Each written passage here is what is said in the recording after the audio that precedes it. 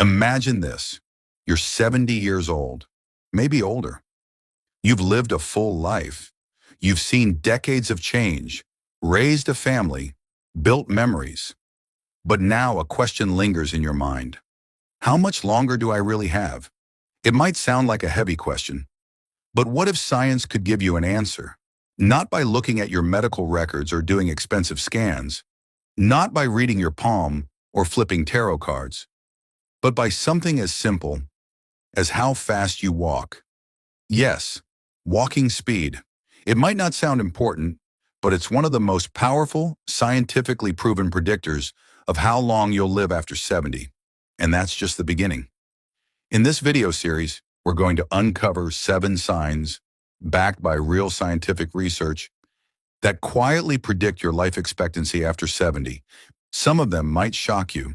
Others may already be part of your daily routine, but every single one of them has been studied, peer-reviewed, and verified by experts across the world. This is the first part of the journey, and we begin with the silent signal your body gives you every single day. Your walking speed is so simple. You get up, you move around the house, maybe you take a stroll to the park, or go out for groceries. But what if I told you that the speed at which you walk can predict how many more years you'll live? More accurately than your blood pressure, your age, or even your medical history. It sounds unbelievable. But this isn't science fiction. It's science fact. In 2011, a massive study was published in the Journal of the American Medical Association. Researchers analyzed data from over 34,000 adults, aged 65 and older, across multiple long-term studies. They tracked their health, habits, and, yes, their walking speed. And what they found was remarkable. Those who walked faster, at a pace of about 1 meter per second or more, had a significantly higher chance of living for another 10 years. That's about 2.2 miles per hour. A brisk, steady pace. Now here's where it gets really interesting. This wasn't just because fast walkers were more active. The researchers adjusted for factors like age, sex, body mass, and existing health conditions. Even with all of that accounted for, walking speed still stood out as one of the strongest predictors of longevity. Why? Because walking speed reflects so much more than just your legs. It's like a live performance of your entire body's health. Your heart has to be strong enough to pump blood efficiently. Your lungs need to deliver oxygen effectively. Your muscles and bones have to be coordinated. Your brain needs to signal and balance your steps correctly. When all these systems are working well together, your walking speed reflects that. It's a full-body checkup in motion. Now let's imagine the opposite. Someone who walks slowly, and not just from fatigue or a recent injury, but consistently slow, often faces an increased risk of disability, cognitive decline, and even early mortality. In fact, the study showed that people with walking speeds below 0.6 meters per second, that's just 1.3 miles per hour, had significantly lower survival rates over the next 5 to 10 years. It's important to say here, walking slower doesn't guarantee that your health is poor, and walking fast doesn't guarantee that you'll live to 100. But the trend across thousands of people is too strong to ignore. Think about it. You don't need a lab. You don't need a fancy test. You just need a flat surface, a stopwatch, and about 4 meters of space. Walk naturally, not rushed, not slowed down, just your normal pace. If you're covering 1 meter per second, or about 3.3 feet per second, you're in good shape. If it's less, that's not a reason to panic, but it may be a reason to take a closer look at your strength, your balance, or your cardiovascular health. The beautiful part is this is something you can improve. In fact, many studies have shown that simple walking exercises, light resistance training, and even balance-focused activities like Tai Chi or yoga can help improve walking speed and stability in people over 70. So you're not stuck with the speed you have today. Your body is capable of building strength even in your 70s, 80s, or beyond. Let me tell you a short story. There was a man in his mid-70s. Let's call him Mr. Kapoor. He wasn't sick, but he'd started feeling slow. His kids noticed that he was taking longer to get out of a chair, slower to walk from the car to the front door. He shrugged it off as just old age. Then he visited his doctor for a routine checkup, And the doctor did something unusual. He asked him to walk across the room at his usual pace while being timed. The doctor raised his eyebrow and said, "Let's talk about your heart health." Turns out Mr. Kapoor's walking speed had dropped significantly since his last visit, a silent signal that his body was under stress. It led to mortism. They say strength fades with age. But what if I told you that one specific kind of strength, something as simple as how tightly you can squeeze your hand, could quietly predict how long you might live? That your grip strength isn't just about muscles, but a silent reflection of your entire body's health, resilience, and even your brain function? That's not a guess. It's backed by hard science. Grip strength may seem minor. Most people don't think about it unless they're opening a tight jar or shaking someone's hand. But researchers have discovered that it's one of the most accurate predictors of longevity in older adults, especially after the age of 70. In fact, in some hospitals around the world, measuring grip strength has quietly become a part of routine health assessments for the elderly. It's fast, cheap, and incredibly revealing. Let's take a moment to understand why. Your grip strength is more than just the muscles in your hand. It's connected to your forearm, your shoulder, your nervous system, your circulation, your coordination. And if you're losing strength there, it often means you're losing it everywhere else too. The muscles that support your grip are among the first to weaken with age-related decline. That's why researchers see grip strength as a proxy, a window into the body's overall health and biological age. So what does the science actually say? One of the largest studies on grip strength and mortality was conducted in the United Kingdom, using data from over 500,000 adults as part of the UK Biobank project. Researchers found that weaker grip strength was linked to a higher risk of early death, not just from natural causes, but from specific diseases. In fact, every 5-kilogram drop in grip strength was associated with a 16% increase in the risk of death from heart disease, a 17% increase from cancer, and an almost 20% increase in respiratory-related deaths. That's staggering, and this wasn't just in elderly patients. This effect was observed across all age groups, but the link grew even stronger after age 70. In Japan, where aging populations have become a national focus, geriatric clinics routinely test grip strength alongside blood pressure. If someone's grip strength drops below a certain threshold, it often triggers more in-depth testing, because it's not just about physical strength. Weaker grip has also been tied to a faster decline in cognitive function, mobility limitations, and risk of disability. In other words, your hands might be whispering secrets about your heart, your lungs, your brain, and even your independence. Now, maybe you're wondering, how do I know if my grip strength is good or not? For men over 70, a healthy grip strength is generally above 30 kilograms. For women, it's above 20. Anything lower can suggest frailty, and the decline is often silent. Many people don't realize their grip is weakening until they start dropping objects more often or struggling with daily tasks. Buttoning a shirt, opening a bottle, twisting a doorknob. But the truth is, your grip doesn't just decline overnight.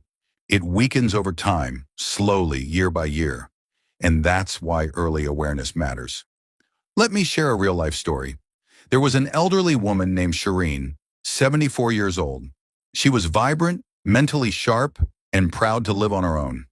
One day, her daughter noticed she was fumbling more with her utensils at dinner. Nothing major, just little slips. A few months later, she had trouble twisting open her water bottle. Again, small things. But her daughter insisted she visit a doctor. The physician measured her grip strength. It had dropped far below the normal range. That one number led to deeper tests. The result? Early-stage Parkinson's disease, caught early enough to begin treatment and lifestyle changes. Her story is not unique. Grip strength decline is often one of the first outward signs of something deeper going wrong inside the body, and yet it's almost always overlooked. Now the good news, unlike genetics, you can improve your grip strength. It's trainable. You don't need a gym membership or heavy lifting. Simple tools like hand grippers, resistance bands, or even squeezing a tennis ball can build strength over time. But even more powerful than that, building grip strength encourages you to use your arms, shoulders, and posture muscles. This helps prevent falls, improves balance, and gives your nervous system a workout. Exercises like light dumbbell carries, wall push-ups, or even just hanging from a sturdy bar for a few seconds a day can make a difference. In fact, a study from the Journal of Aging and Health showed that older adults who engaged in regular grip training exercises experienced not just physical improvements, but better mental health scores and sleep quality too. That's the beautiful thing about grip strength. It's not just about muscles. It's a gateway. It encourages movement. Movement sparks brain activity. Brain activity triggers hormonal balance. And all of that they say loneliness is the silent killer. But when it comes to people over the age of 70, that phrase isn't just poetic, it's scientific. What if I told you that something as simple as having a few good friends, or regular conversations, or even sharing a meal with someone once a week could increase your chances of living longer and living better? That your health after 70 isn't just about your heart, your muscles, or your diet, but about the people you speak to, the bonds you keep, and the love you give and receive.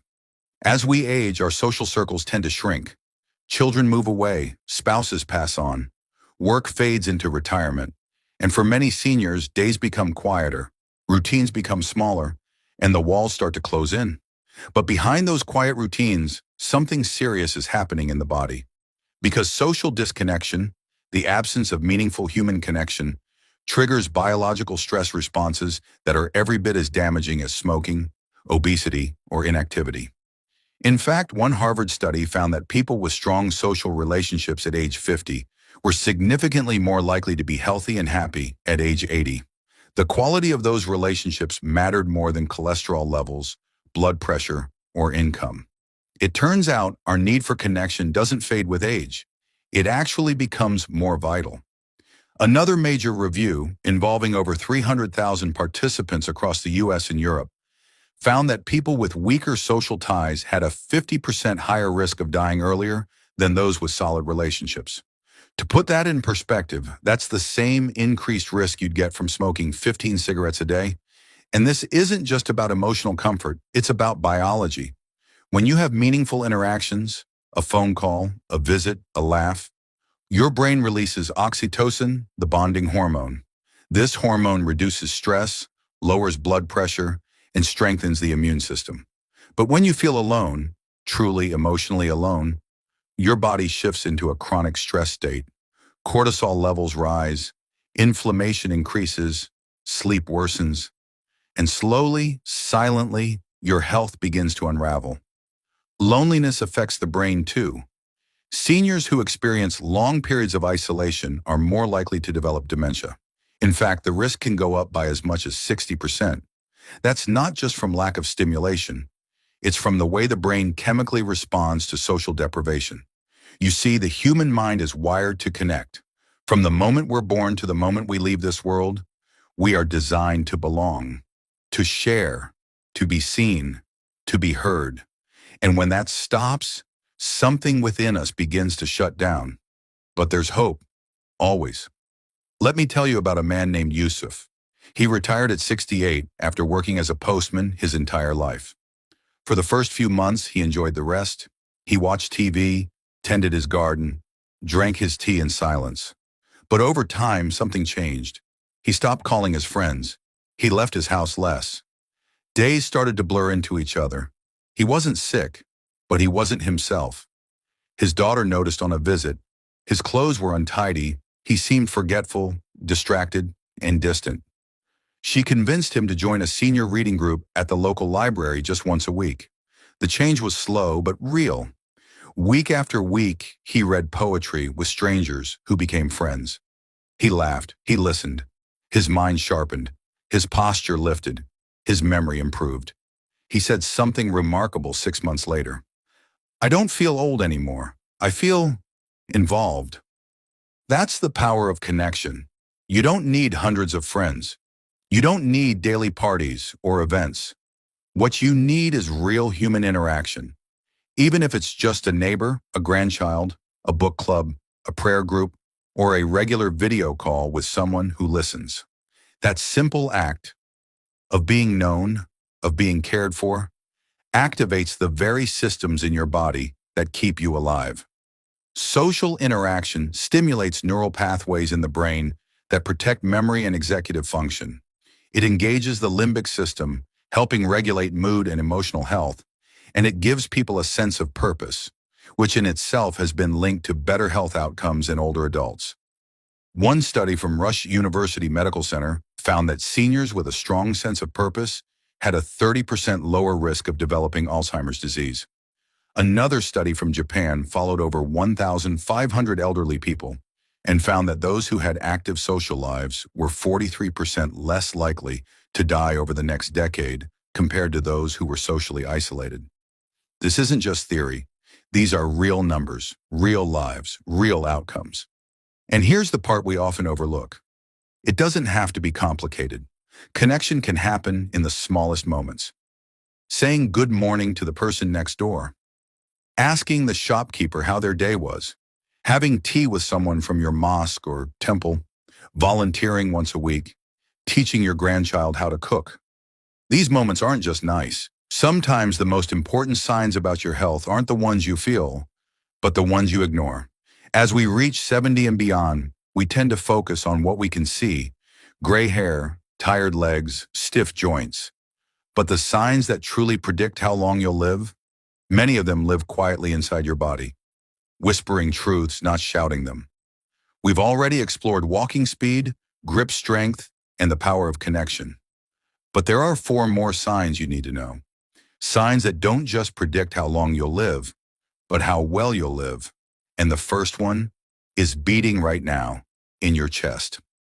Your resting heart rate, the number of times your heart beats per minute when you're at complete rest, may be one of the simplest, most powerful indicators of your lifespan. Think of it this way. Your heart is a pump that never stops. It beats over 100,000 times a day. And like any machine, the harder it has to work when it's resting, the more wear and tear it experiences over time. That's why a lower resting heart rate is typically linked with better cardiovascular fitness and longer life. Most doctors agree that a healthy resting heart rate for older adults ranges between 60 and 80 beats per minute, but the sweet spot is often between 50 and 70. Studies have shown that seniors with a resting heart rate above 80 have a significantly higher risk of death from all causes. And those under 60, they tend to live longer, have stronger hearts, and lower rates of stroke. The famous Framingham Heart Study, one of the longest-running health studies in the world, found that people with a resting heart rate of 75 or higher were twice as likely to die within the next 2 decades than those with rates below 65. It's not just about numbers. It's about what your heart is saying when you're not doing anything. If your resting heart rate is high, it could mean your heart is under constant pressure, that your nervous system is overstimulated, or that your body is trying to compensate for something else, like stress, poor sleep, lack of exercise, or underlying disease. But here's the good news. You can improve it. You don't need to run marathons. Light daily walking, deep breathing, stretching, or even meditation can lower your resting heart rate over time. Every beat you save is energy your heart doesn't have to spend. Energy that can stretch your life further. That brings us to the next sign: sleep. Not just how long you sleep, but how well. Most people think poor sleep is just a normal part of aging, something to be tolerated. But science says otherwise.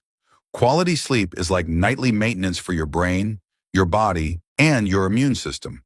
It's when your body repairs cells, balances hormones, and clears toxins from your brain, literally cleaning house while you rest.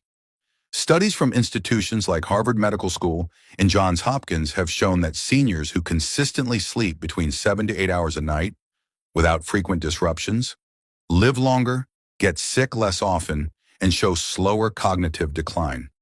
But those who sleep too little or too much are at higher risk of early death. Yes, even oversleeping can be a danger sign, and it's not just about hours, it's about depth. Fragmented sleep, where you wake up often or never enter deep REM cycles, is strongly linked with memory loss, cardiovascular disease, depression, and immune system weakness. One large study found that people with chronic sleep problems had a 45% higher risk of heart attack, regardless of other risk factors. If you wake up tired every morning, Struggle to fall asleep at night or rely heavily on sleep medication? Your body might be trying to tell you something. Fixing your sleep isn't always easy, but it is possible. It starts with consistency, going to bed and waking up at the same time, avoiding screens before bed, keeping your room cool and dark, taking a short walk during the day to reset your internal clock. Even short afternoon naps, no longer than 20 minutes, can boost energy without disrupting your rhythm. The difference between surviving and thriving after 70 may begin with how you sleep, and it's never too late to improve. Now we turn to a sign that few people pay attention to, until it's too late: your weight. Or more specifically, how stable your weight remains over time. Many people assume that weight loss in older age is a good thing, but that's not always true. Sudden, unexplained weight loss after 70 is one of the strongest predictors of early death. Why? Because it often signals underlying problems: muscle loss, malnutrition, cancer, or organ dysfunction. On the flip side, rapid weight gain is equally dangerous, increasing the risk of diabetes, heart disease, and mobility issues. The key is balance, stability. Studies have found that seniors who maintain a relatively stable weight, without big drops or spikes, live longer and remain more independent. In a large study of over 3,000 older adults, those